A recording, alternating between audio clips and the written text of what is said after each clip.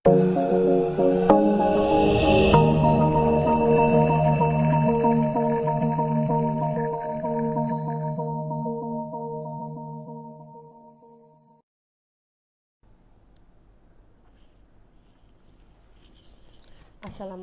warahmatullahi wabarakatuh. Salam sejahtera bagi kita semua.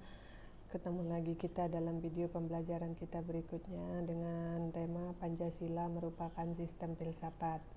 Sebelum ke penjelasan pada materi ini, seperti gambar di sini, saya akan memberikan pemahaman bahwa kita harus menyamakan persepsi kita terlebih dahulu. Jadi persamaan persepsi itu penting agar kita tidak menimbulkan penafsiran sendiri-sendiri atau penafsiran yang berbeda. Nah, tentang pengertian Pancasila sebagai sistem filsafat. Dari gambar ini, mungkin saya ataupun Anda yang menyimak video ini akan memiliki persepsi yang berbeda-beda. Pertama, kalau kita lihat gambar ini menunjukkan gambar sebuah vas bunga berwarna hitam, atau bisa juga dilihat sebagai sebuah gambar tatakan lilin ya. Dan ada lagi persepsi atau pandangan kalau kita lihat dari dominan warna putihnya, maka gambar ini menunjukkan gambar dua buah wajah manusia yang berwarna putih. Nah, untuk itu kita harus menyamakan persepsi kita dulu tentang pengertian pada beberapa objek yang ada pada materi ini. Pertama ada kata Pancasila, yang kedua ada sistem, dan yang ketiga ada filsafat. Nah, untuk pengertian masing-masing objek yang akan kita amati ini tentunya kalau dilihat dari berbagai kacamata atau dari berbagai pandangan tentunya akan menimbulkan persepsi yang berbeda. Oleh sebab itu kita akan menyatukan persepsi kita dengan menggunakan KBBI, Kamus Besar Bahasa Indonesia, tentang pengertian objek-objek yang dimaksud tadi. Pertama ada Pancasila. Pancasila itu memiliki pengertian dasar negara serta falsafah bangsa dan negara Republik Indonesia yang terdiri atas 5 sila, yaitu pertama ketuhanan yang Maha Esa, kedua kemanusiaan yang adil dan beradab, ketiga persatuan Indonesia, empat kerakyatan yang dipimpin oleh hikmat kebijaksanaan dalam permusyawaratan dan perwakilan, dan yang kelima keadilan sosial bagi seluruh rakyat Indonesia. Sehingga kita sampailah pada persepsi yang sama untuk pengertian Pancasila berdasarkan KBBI. Yang kedua ada kata sistem. Dari materi Pancasila merupakan sistem filsafat. Penyamaan persepsi kita kembali menggunakan KBBI, bahwa kalau kita lihat dari gambar ini adalah merupakan organ pernapasan manusia yang membentuk sistem pernapasan. Dia terdiri dari beberapa organ-organ, ada tenggorokan, ada kerongkongan, ada trakea, ada paru-paru, ada bilik kiri, bilik kanan, dan organ-organ lainnya yang merupakan sistem pernapasan manusia. Sehingga sistem itu dapat diartikan berdasarkan KBBI yaitu perangkat unsur yang secara teratur yang saling berkaitan sehingga membentuk suatu totalitas. Atau kalau kita membaca referensi yang lainnya, sistem bisa memiliki pengertian komponen-komponen atau elemen-elemen yang saling berhubungan satu dengan lainnya dalam rangka untuk mewujudkan suatu tujuan. Dan terakhir objek yang akan kita amati pada materi ini yaitu kata filsafat. Pengertian filsafat yaitu pengetahuan dan penyelidikan dengan akal budi mengenai hakikat segala sesuatu yang ada, sebab, asal, dan hukumnya dengan menggunakan pemikiran manusia. Nah, kalau kita lihat lagi pengertian filsafat yang lainnya ada banyak lagi. Kalau berasal dari katanya, filsafat itu berasal dari bahasa Yunani, philo dan sophia, artinya cinta kebijaksanaan. Dan kalau kita melihat dari pengertian ini, masing-masing orang mempunyai pemikiran yang berbeda-beda dan akan menghasilkan suatu pemahaman yang berbeda juga. atau yang dikenal dengan pendapat para filosof.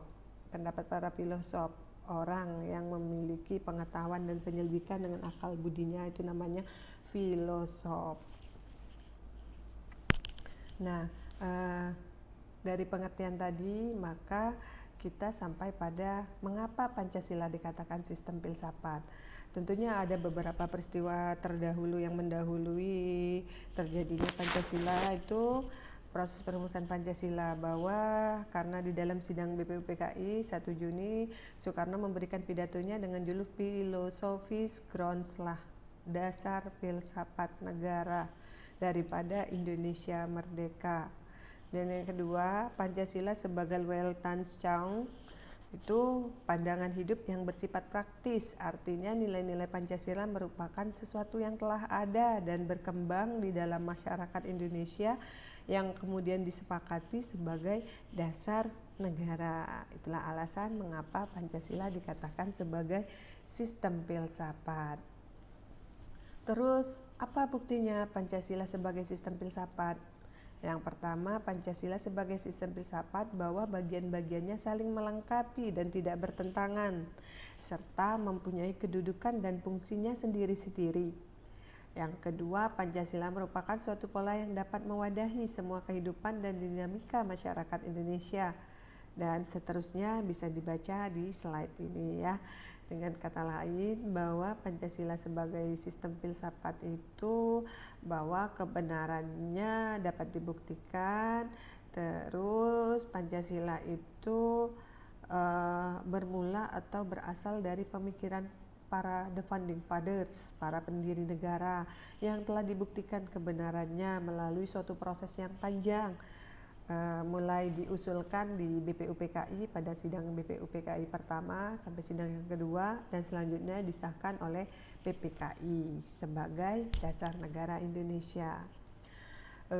Berikutnya, mengapa manusia akan memerlukan filsafat? Perlu tidak manusia itu berfilsafat? Kalau perlu, mengapa? Nah, saat ini banyak sekali permasalahan atau problema yang mendera bangsa Indonesia. Di sini dijelaskan saat ini manusia dalam kondisi yang serba mudah dan nyaman, akan tetapi pada waktu yang bersamaan mereka merasa tidak tentram dan gelisah karena mereka tidak tahu dengan pasti makna dan arah kehidupan mereka, sehingga menimbulkan persoalan-persoalan yang serius. Manusia saat ini hidup dalam keadaan yang serba modern. Dia bisa menciptakan segala sesuatu, kecanggihan teknologi dalam rangka untuk memudahkan kehidupannya. Tapi di sisi lain ternyata itu tidak memberikan manfaat. Justru apa yang dibuatnya manusia itu menjadi gelisah, menjadi ketakutan. Nah, contohnya apa? Misalnya manusia menciptakan teknologi yang canggih yang tanpa disadari bahwa kecanggihan teknologi yang dibuat dan diciptakan manusia itu akan memusnahkan peradaban umat manusia. Contohnya apa?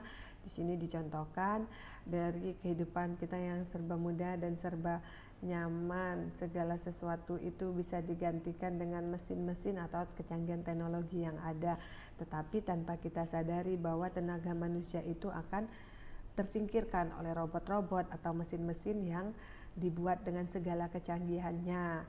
Jadi bisa jadi teknologi yang digunakan itu, yang diciptakan oleh manusia, ketika tidak didasarkan pada nilai-nilai Pancasila, justru akan memusnahkan peradaban umat manusia itu sendiri. Nanti tenaga manusia itu akan tergantikan dengan tenaga robot atau kecanggihan teknologi-teknologi yang dibuat dan diciptakan oleh manusia itu sendiri. Jadi manusia merasa gelisah kehidupannya. Jangan-jangan suatu saat nanti tenaga manusia tidak lagi diperlukan karena kecanggihan teknologi yang ada. Dan yang kedua, filsafat dengan dipadukan dengan ilmu-ilmu lain dapat digunakan untuk mengarahkan aspirasi dan tujuan manusia. Filsafat dapat membantu manusia untuk menemukan jawaban persoalan dalam kehidupannya dan dapat dijadikan dasar pertimbangan perbuatan yang akan dilakukan. Jadi filsafat itu dia menjelma dan ada dalam semua disiplin ilmu. Dia bekerja sama dengan disiplin-disiplin ilmu yang lainnya. Misalnya contohnya untuk menilai sesuatu baik atau tidak baiknya, filsafat bekerja sama dengan ilmu etika misalnya, untuk menilai sesuatu indah, tidak indah, cantik atau tidaknya, maka filsafat dia menjelma ada dalam ilmu estetika. Filsafat dia untuk membuktikan suatu kebenaran, benar atau tidak benarnya suatu pernyataan, suatu statement, suatu peristiwa, maka filsafat menjelma atau ada dalam ilmu logika. Nah, itu merupakan cabang-cabang ilmu filsafat. Itu menunjukkan bahwa filsafat itu dia dipadukan atau dikompilasikan dengan cabang-cabang ilmu lainnya. Atau filsafat itu bisa dikatakan dia adalah mother of science, induk dari semua ilmu.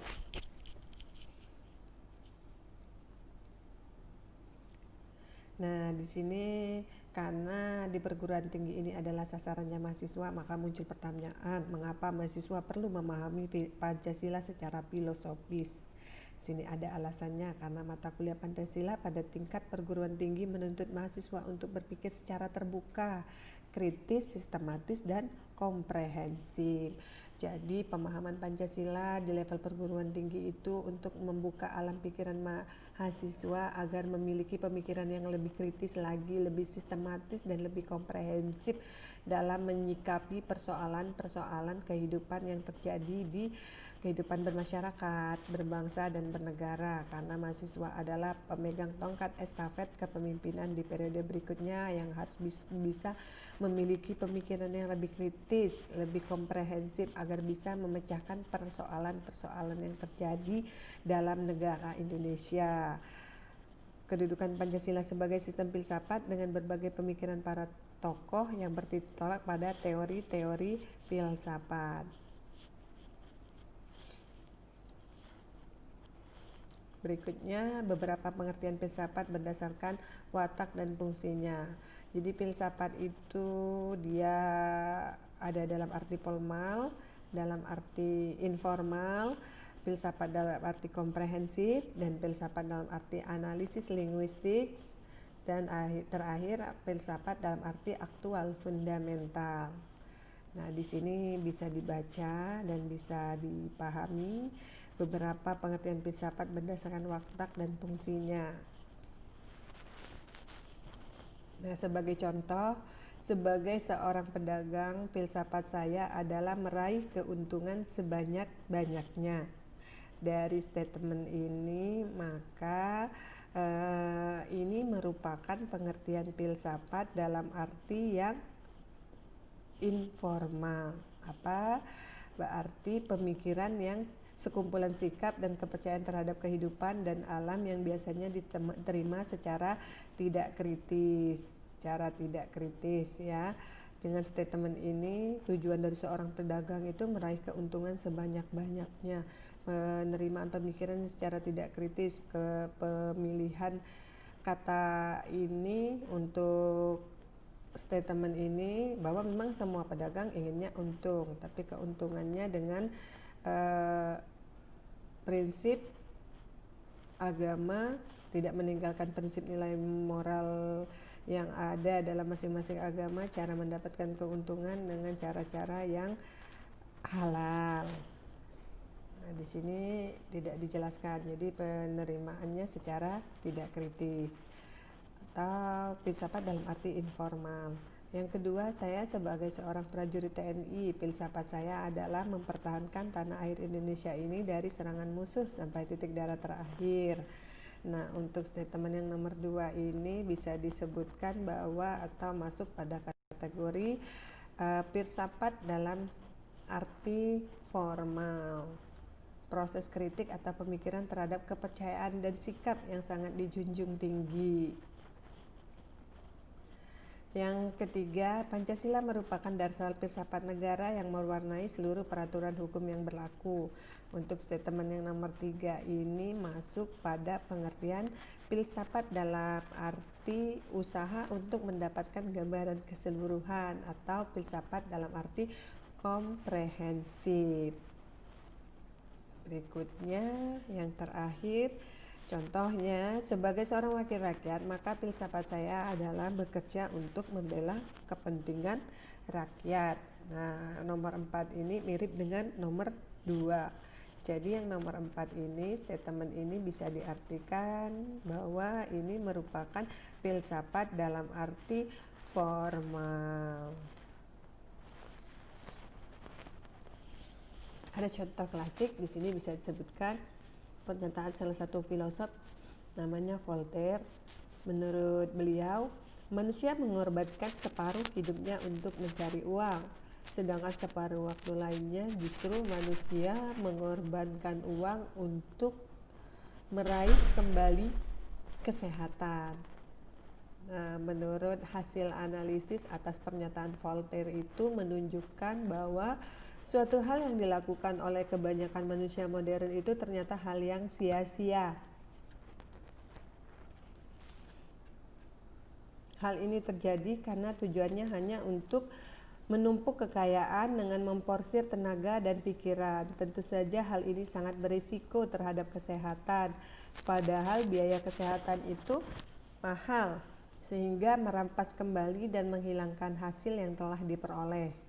Ini ya, hasil berfilsafatnya Voltaire. Dengan kata lain bisa disebutkan segala perbuatan yang dilakukan tanpa memperhatikan atau mempertimbangkan kesehatan dan keselamatan dan hal-hal lainnya yang bisa membahayakan jiwa manusia itu adalah perbuatan yang sia-sia. Misalnya contohnya, sebagian orang bekerja memporsir tenaga dan pikirannya dengan tujuan untuk menumpuk kekayaan. Pekerjaannya dilakukan tanpa mengenal waktu, siang, malam, kerja. Misalnya contohnya kalangan selebritis, para pengusaha, mereka bekerja tanpa mengenal waktu. Sehingga dengan istilah siang seperti malam, malam itu seperti siang. Mereka memperlakukannya di istilahnya pekerjaannya itu dilakukan non-stop. Mereka tidak menyadari bahwa tubuh manusia itu butuh istirahat. Misalnya kalau kalangan selebritis, mereka syuting sinetron yang kejar tayang sampai dengan tidak tidur seharian, malam nggak tidur. Akhirnya mereka melalaikan waktu istirahatnya. Mereka tidak menyadari bahwa tubuhnya itu butuh istirahat, dan akhirnya ketika mencapai titik jenuhnya tubuh kelelahan, capek, dan akhirnya jatuh sakit. Ketika ia ingin mendapatkan kesehatannya, maka dia mengorbankan sebagian atau bahkan seluruh kekayaannya atau uang yang telah dia kumpulkan untuk kembali memperoleh kesehatannya. Dengan kata lain, hal yang dilakukan oleh manusia modern itu suatu hal yang sia-sia. Nah, ini contoh, bisa dikatakan contoh pada kehidupan kita saat ini dari pernyataan Voltaire tadi. Nah, ketika sakit, dia harus berobat dan mengeluarkan biaya yang sangat mahal, bahkan menguras kembali harta dan tabungan yang telah dia tumpuk ketika semasa sehatnya dia gunakan untuk memporsir tubuhnya, dan akhirnya uangnya habis, kesehatannya pun tidak kembali didapat. Jadi hasilnya itu nol, hal yang sia-sia. Kurang lebih seperti itu contoh dari pernyataan yang disebutkan oleh Voltaire tadi.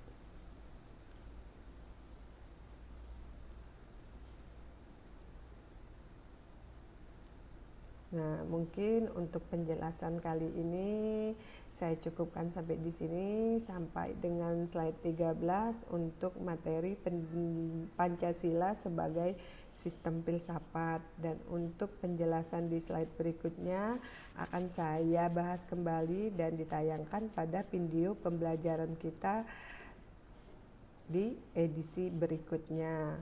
Untuk video kali ini dan pertemuan kali ini saya akhiri sampai di sini. Wassalamualaikum warahmatullahi wabarakatuh. dan selamat menonton video ini dan selamat belajar. Jangan lupa subscribe-nya dan saya ucapkan terima kasih.